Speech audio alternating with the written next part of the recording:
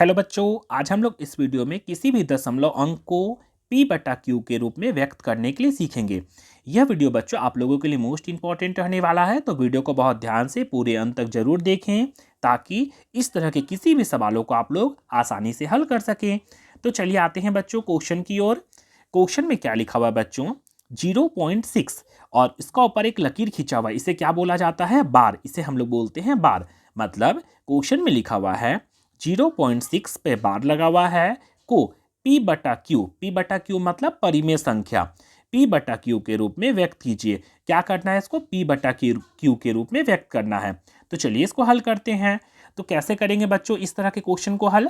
सबसे पहले बच्चों इस तरह लिखा रहेगा तो हम लोग इसको क्वेश्चन को उतार देंगे। क्या लिखा हुआ है हमको? तो हम लोगों का लिखा हुआ है 0.6 और ऊपर में लगा हुआ है बच्चों बार। इस तरह से बार लगा हुआ है। तो सबसे पहले क्या करेंगे बच्चों, इस तरह से कोई भी अगर अंक लिखा रहेगा तो हम लोग इसको कुछ मान लेंगे, जैसे कि p, q, x, y, इसको कुछ भी मान लेते हैं। तो चलिए मानते हैं। तो यहाँ का क्या करेंगे बच्चों, हम लोग लिखेंगे माना कि। क्या? माना कि x बराबर, इसको हम लोगों ने क्या मान लिया?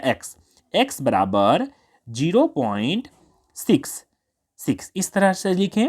और बार लगा हुआ है मतलब 6 जो है वो बार है। इसका मतलब इसको हम लोग खोल देंगे तो 2-3 बार ऐसे ही लिख देंगे। तो 0.6 एक और 6 लिख देते हैं, एक और 6 लिख देते हैं और यहाँ लगा देते हैं डॉट डॉट। इसको हम लोग बोल देंगे बच्चों समीकरण 1। क्या बोल दिया? तो कभी भी ऐसा लिखा रहेगा बच्चों तो इसको हम लोग क्या करेंगे, माना कि x बराबर 0.6 और 6 बार है तो 6 को 2-3 बार लिख देंगे।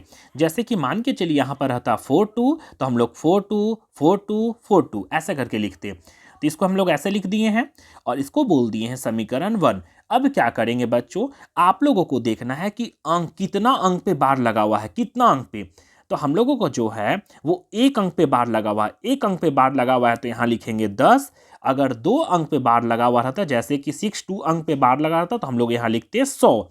एक अंक पे बार लगा हुआ है तो बच्चों हम लोग क्या लिखेंगे? अब लिखेंगे यहाँ 100 10। क्या लिखेंगे? 10x बराबर। कैसे 10 लिखा हमने? तो यहाँ पर एक अंक पे बार लगा हुआ है, अगर 2 अंक पे बार लगा रहेगा तो यहाँ 2 जीरो। एक अंक पे बार लगा रहेगा तो यहाँ 1 जीरो लिखेंगे। तो एक अंक पे बार लगा हुआ है तो 1 जीरो मतलब यहाँ लिखेंगे 10x। 10x बराबर, यहाँ कितना जीरो लिखे हैं बच्चों? हम लोग 1 जीरो लिखे हैं तो ये पॉइंट जो है वो उठ के एक अंक के बाद चला जाएगा। अगर 2 जीरो लिखते तो पॉइंट जो है वो उठ के 2 अंक के बाद चला जाता। यहाँ पर 1 जीरो लिखे हैं ना, और कैसे 1 जीरो लगाया है? तो यहाँ पर क्या किए हैं, एक अंक पे बार लगा हुआ है तो 1 जीरो लगाए हैं। तो पॉइंट जो है इधर का वो उठ के एक अंक के बाद चला जाएगा, मतलब पॉइंट उठाएंगे और यहाँ कर देंगे। 6 तो बाहर हो जाएगा, 06 बाहर होगा तो जीरो तो आगे लिखाता नहीं है। तो कितना हो जाएगा बच्चों? 6.66 इतना हो जाएगा। ये पॉइंट उठ के एक अंक के बाद चला गया, 1 जीरो तो पॉइंट उठ के एक अंक के बाद इतना आया। लेकिन यहाँ डॉट डॉट लगा हुआ है मतलब जितना घटेगा तो उतना हम लोग पीछे से मांग सकते हैं। पॉइंट के बाद बराबर अंक लिखना है तो यहाँ एक और 6 लिख देते हैं और डॉट डॉट लगा देते हैं। इसको बोल देंगे बच्चों हम लोग समीकरण 2। अगर यहाँ तक आप लोग समझ गए तो इसके आगे सॉल्व करना बहुत आसान है। इसके आगे आप लोग आसानी से सॉल्व कर सकते हैं। इसको लिखने के बाद बच्चों अब हम लोग क्या करेंगे, समीकरण दूसरा में से पहला को घटा देंगे, आ जाएगा आंसर। समीकरण हमेशा इस तरह से लिखने के बाद बच्चों आप लोग क्या कीजिएगा, समीकरण 2 में से 1 को घटा दीजिएगा। चलिए घटा देते हैं। तो यहाँ क्या लिखेंगे बच्चों? लिखेंगे समीकरण 2 में से क्या करने पर? 1 को घटाने पर। हमेशा दूसरा में से पहला को घटाना है। घटाने पर चलिए घटा देते हैं। तो दूसरा में से पहला को घटाना है तो दूसरा क्या लिखा हुआ बच्चों? 10x इक्वल टू 6.666 ये लिखा हुआ है। ये हम लोगों का दूसरा समीकरण लिखा हुआ है, उसमें पहला को घटाएंगे। पहला में क्या लिखा हुआ है? x इक्वल टू 0.666 इसको बोल देंगे समीकरण 1। इसको हम लोगों को क्या करना है? घटाना है, मतलब माइनस करना है। तो कैसे करेंगे बच्चों? तो 10 को x में से एगो, इसके आगे कुछ नहीं मतलब एक छिपा हुआ है। 10 को x में से एक x घटाएंगे, कितना बचेगा?